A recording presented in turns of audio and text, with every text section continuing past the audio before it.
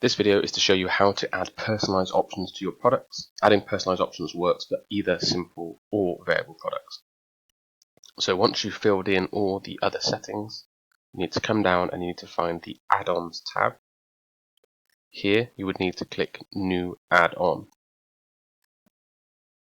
You then need to select the type of option that you're going to want the user to be able to provide. So in this instance, if you want the user to provide their name for a personalized product, I would suggest selecting short text.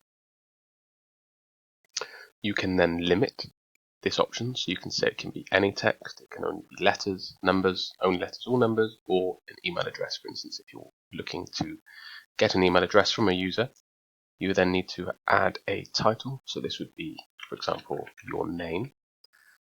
Format to label, always leave it as a label.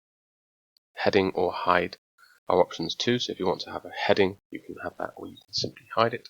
For this instance, we want it to be a label.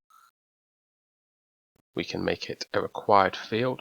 We can also limit the character length. So for example, if you only allow 3 characters, you can just set 3 and 3, or if you want it to be between 1 and 10, for example, that's all possible. You can then add an option to adjust the actual price. So here you can charge a fee based on this option. So just say, for example, you have a mug. The mug is £10, but with personalization of a name, it's an extra £5 on the flat fee. Or you can charge a percentage. This would be then a percentage based on the value of the order. Or you can charge based on the amount of the quantity of that product that they are ordering. But for this instance, will just be a flat fee of £5. And that would be it. This add-on then has been created. You can then create as many add-ons as you would like.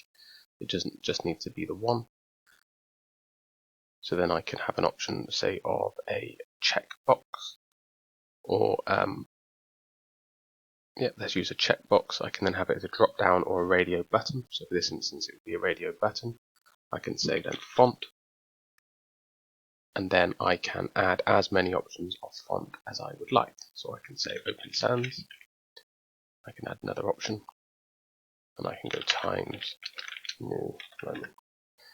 I can add as many as I like. You can even then charge individual prices if preferred per font.